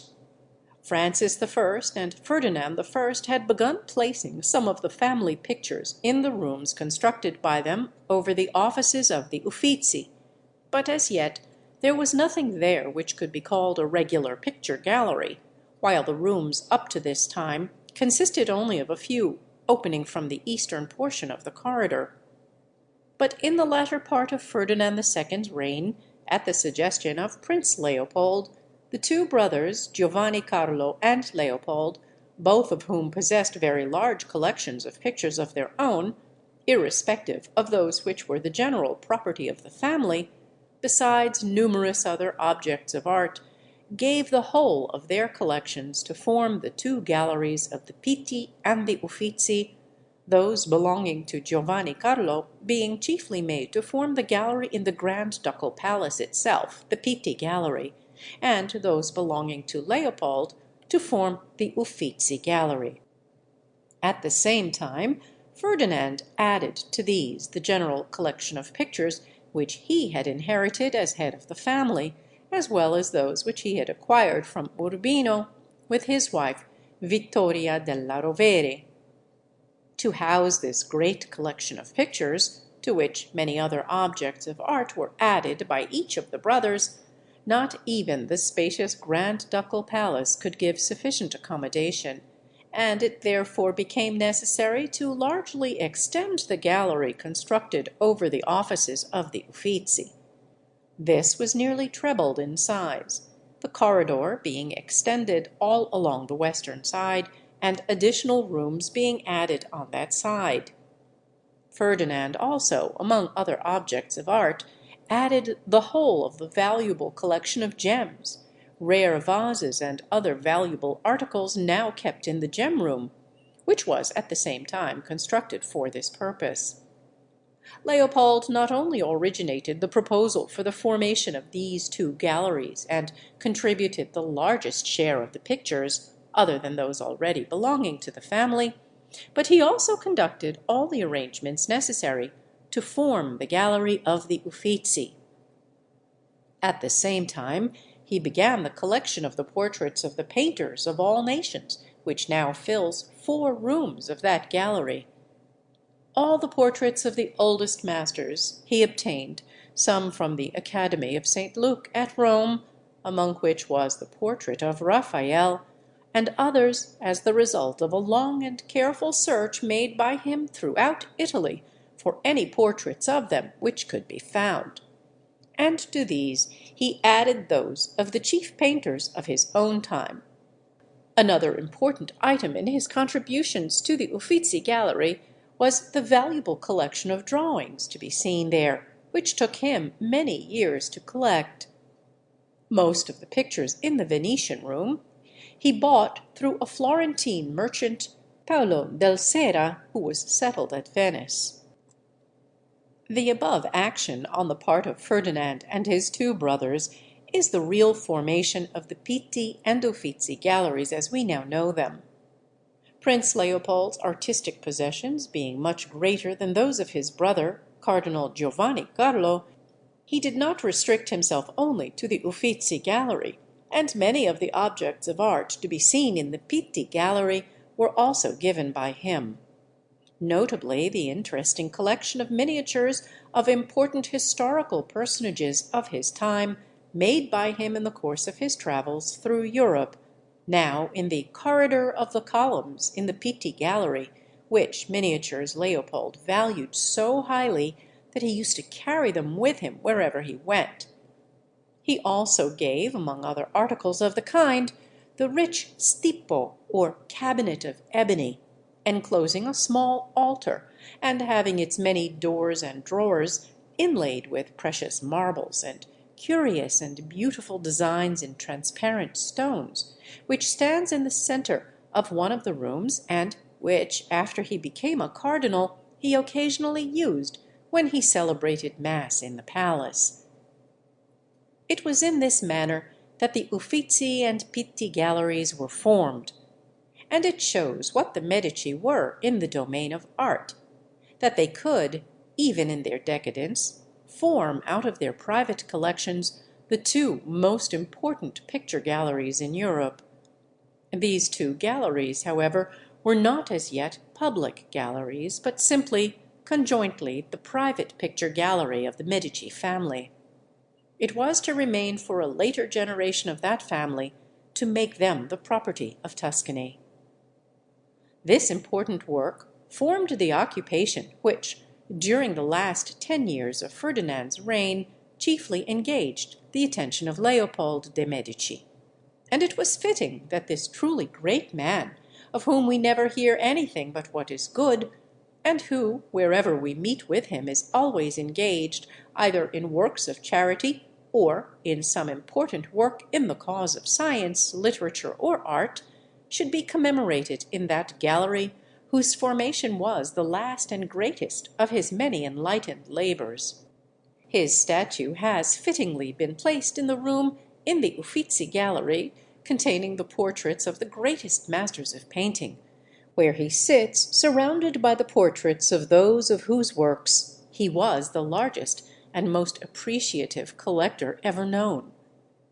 Around him hang the portraits of Bellini, Perugino, Leonardo da Vinci, Filippino Lippi, Michelangelo, Giorgione, Titian, Raphael, Andrea del Sarto, Guercino, Tintoretto, Velázquez, Rembrandt, Van Dyck, and many another of that glorious company. During the years 1649 to 1660, the Commonwealth was in power in England, and in the Pitti Gallery there is an interesting memento of this time. When the persecution of the Waldensian Protestants was at its height, Oliver Cromwell sent a message to Pope Alexander VII that if these cruelties were not promptly stopped, he would send the English fleet into the Tiber to exact retribution, which message forthwith produced an order from the Pope to the Duke of Savoy to desist.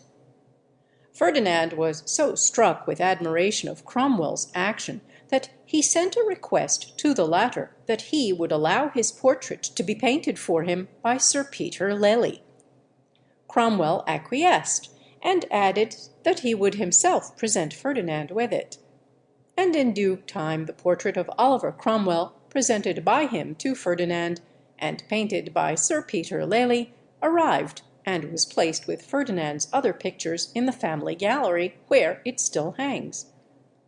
Ferdinand, during his reign, initiated various experiments with the object of improving the agricultural and commercial prospects of the country,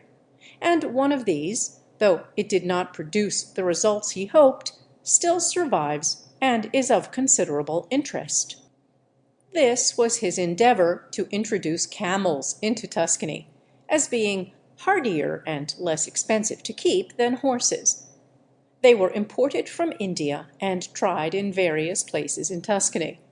Unfortunately, however, it was found that the climate and conditions of the country did not suit them. Only at one place did they continue to thrive, namely in the Grand Ducal Park at San Rossore, about 3 miles from Pisa, where they may still be seen, the herd numbering about 200 and being employed chiefly in carrying wood. In 1660, the year that in England Charles II regained his throne, a second son was born to Ferdinand and Vittoria, 18 years after the birth of their eldest son Cosimo. He was given the name of Francesco Maria. Though the evil effects of a monkish style of bringing up were by this time making themselves strongly apparent in their eldest son, and though Ferdinand showed that he was fully aware of the error by spasmodic attempts to retrieve it, yet he allowed the same style of training to be given by the boy's mother to this second son, Ferdinand perhaps acquiescing for fear of again disturbing the comparative domestic peace which had, after so many years of discord, only so recently been established.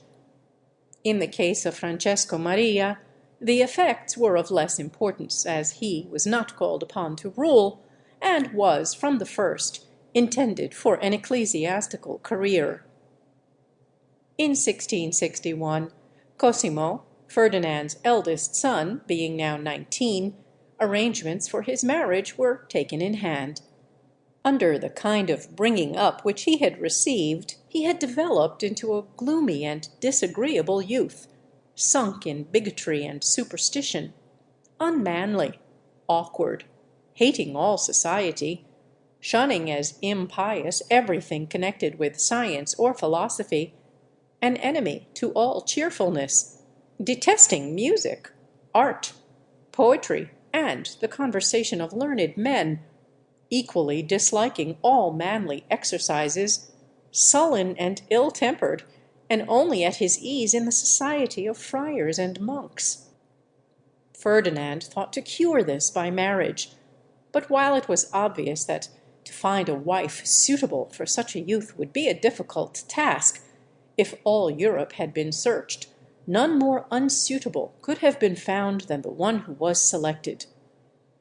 The Princess Marguerite Louise of Orleans, then 16, daughter of Gaston, Duke of Orleans, and first cousin of Louis XIV, who had succeeded Louis XIII in 1643, had been brought up as the future Queen of France.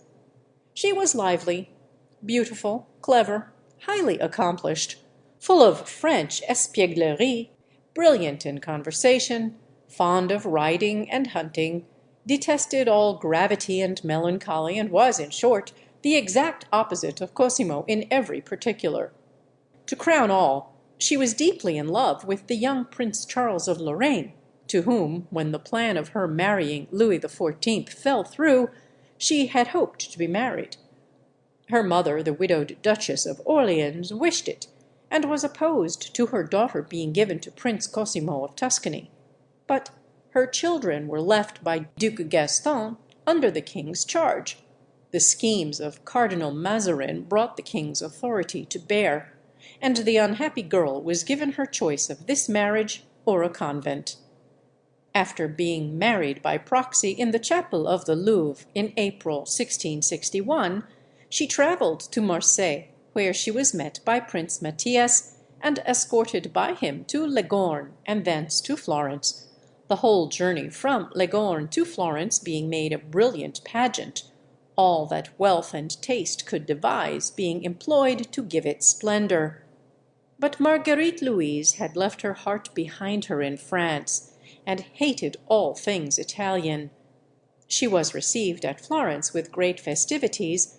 the palace was turned into a scene of enchantment, and every device was put forth to give her pleasure, but under the circumstances this was impossible. Her broken heart, and the natural disgust which she felt for the monk-like and unattractive Cosimo, prevented her taking pleasure in anything. Despair and a settled melancholy seized upon her, and every proposal for her entertainment was met only by bitter sarcasm. Shortly after the marriage, Prince Charles of Lorraine paid a visit to Florence, which made matters worse, and after his departure, Marguerite Louise no longer made any attempt to conceal her detestation of her position, of Florence, of the Tuscan court, and of everything in Italy.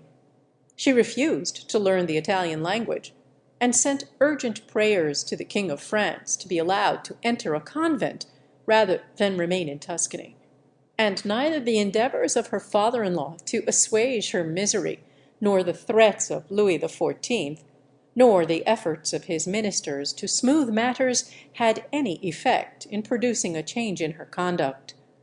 There is an interesting relic still in Florence of these dead and gone troubles of the poor, cruelly treated, bright French princess, Marguerite Louise. Some years ago, 2 of the silver coins in the collection of coins in the Archaeological Museum, which bore the head of Ferdinand II, were discovered to be hollow and to be in reality boxes, and in one of these was a miniature of Prince Charles of Lorraine in his youth, believed to have been concealed in this manner by Marguerite Louise, so that she might wear it without detection, which had been the cause of its becoming lost. In January 1663, Cardinal Giovanni Carlo died at the age of 52. His death was felt to be a great loss, both to the family and to the country, owing to his ability in public affairs, his varied talents, and his agreeable disposition. In the following year, hostilities threatened to break out between France and Pope Alexander VII, and to bring war into Tuscany, both sides having assembled their forces on her frontiers. But the dispute was, at the last moment, settled by a conference which was held at Pisa, presided over by Ferdinand, always at his best as a peacemaker. But all international politics were thrown into the shade by the quarrels between Prince Cosimo and his young wife, which turned the Tuscan court upside down. A son who was named Ferdinand was born to this ill-assorted pair in August 1663, but the explosions and turmoils still went on. At one time, Marguerite Louise, wishing herself dead,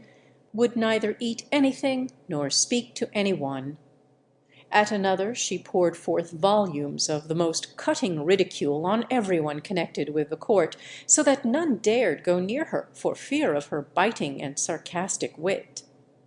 The Duc de Crequy, Louis XIV's ambassador to the Pope, was ordered on his return journey from Rome to visit Florence and endeavour to bring the Princess Marguerite Louise to a better mind. But after a few days, "he gave up the attempt in despair, and returned to the less puzzling affairs of state policy." A second special ambassador sent from France met with like success. Then Madame de Deffand, who had been the governess of the princess, was dispatched on the same errand, and after a toilsome journey from Paris, arrived at Florence armed with copious instructions from Louis XIV as to the arguments she was to employ. But all were equally scorned by the young French princess, who, brought up to admire all that was bright and gay and noble in life, and in love with one who fulfilled these ideals, had been handed over to such a fate as marriage to the gloomy and contemptible Cosimo. The written threats of the King of France, the arguments of French ambassadors, the persuasive exhortations of her governess, even the authority of the Pope, were all alike powerless to make Marguerite Louise more ready to endure her lot. At length she could stand the court no longer, and retreated to Poggio a Caiano, whence she sent a message to Cosimo that if he dared to come there, he would have a missile thrown at his head. After a little time, however, she repented herself of this move, suddenly reappeared at the palace, flung herself into her father-in-law's arms, and acknowledged herself in the wrong, and for a time the court had a little peace. In June 1666, Ferdinand's uncle, Cardinal Carlo de Medici, the last of Cosimo II's brothers, died at the age of 71. He had lived almost all his life at Rome, was deacon of the Sacred College, and had long been a person of considerable importance at the Vatican. His body was brought to Florence and buried in San Lorenzo. In the following year, Pope Alexander VII died, and was succeeded by Clement IX, 1667 to 1670. Both the cardinals of the Medici family having died during the preceding 4 years, The new pope now made Prince Leopold, by this time 50 years old, a cardinal in the place of his brother Giovanni Carlo. In this same year, 1667, Ferdinand's brother, the successful soldier Matthias, died at the age of 54 at Siena, of which city he had for many years been governor, and where he was much liked. He never married, and was thus the third of Ferdinand's brothers who had died leaving no children. His body was brought to Florence and buried, like all those at this time, in the new sacristy of San Lorenzo, waiting until the family mausoleum was sufficiently completed for them to be interred there. In the same year that Prince Leopold was made cardinal, and that Prince Matthias died, the quarrels between the Princess Marguerite Louise and the monkish and irritable youth to whom she had been married again developed into an open rupture. Sent to the family palace at Pisa, Marguerite Louise was kept there by Cosimo as a sort of prisoner, and prevented from holding any communication with the outside world. Finding her circumstances becoming thus ever more intolerable, and that she could get no help from her relatives in France, she evolved the idea of escape from the contemptible Cosimo by joining a party of gypsies, with whom she was discovered one night settling all the arrangements from a window of the palace at Pisa, whereupon that mode of escape was made impossible. Soon afterwards her second child was born, a daughter, named Anna Maria Ludovica. The wild projects and immoderate behaviour into which Marguerite Louise was drawn have too often formed a subject merely for ridicule. They show to what depths of despair this once bright, clever, and accomplished girl had been reduced by the cruel policy of Louis XIV and Cardinal Mazarin in forcing her to marry one so infinitely her inferior in abilities, knowledge, and every other quality. And her vagaries, laughable as they often were, should rather excite an intense pity, since, in one not by any means wanting in ability, they showed how deep was the misery which she suffered. The aversion which Marguerite Louise entertained for Cosimo being so great, and travel being the best means for enlarging a mind so narrow as his, Ferdinand in 1667 very wisely sent the latter off to make an extended tour of various countries. It had at any rate the advantage of relieving Marguerite Louise of his presence for a considerable time, and during his absence we hear of no more of these vagaries on her part. In this tour Cosimo visited Germany, Holland, Spain, and Portugal. From thence, endeavouring to reach England, he was driven by a storm to Ireland, where, "he was astounded at the wretched condition of the people, whom he found in far greater poverty and misery than those of Tuscany." From Ireland Cosimo travelled to London, and thence, passing through France, returned to Florence in 1669 after an absence of 2 years. Ferdinand's health had for some time been failing. He only lived a few months after his son's return, and in May 1670 the fifth Grand Duke passed away at the age of 60, and after a reign of 50 years, during which the condition of Tuscany had been one long decline. In larger politics, Ferdinand's sincere and successful endeavour to preserve peace in Italy was the distinguishing feature of his reign. He was buried with great pomp in a temporary grave in the new sacristy of San Lorenzo, pending the completion of the family mausoleum. Ferdinand II furnishes a strong illustration of the fact that the greatest crime of which one placed in any position of authority can be guilty is weakness, and that in a ruler neither immorality nor even ferocity produce such an amount of misery to others as this failing. Ferdinand's good qualities are patent in every period of his life. His kind and generous disposition, his unselfishness, desire to do good, love of peace, regard for religion, good abilities, and energy in the cause of science and art, all these are conspicuous, but they could not compensate for the one defect of weakness. Cosimo I, with all his murders, cruel tyrannies, and deceitful character, made Tuscany, for the mass of the people, a happy and prosperous country. Ferdinand II, with all his goodness of disposition and desire to do right, made it the most degraded and misgoverned country in Europe. And the root of these opposite results lay solely in the fact that the former was a strong ruler and the latter a weak one. But the full effect of Ferdinand's weakness was not seen till the next reign. We hope you enjoyed this video. Please let us know in the comments what other art contents you would like to see. And don't forget to like this video and follow our channel. Thank you, and until the next video.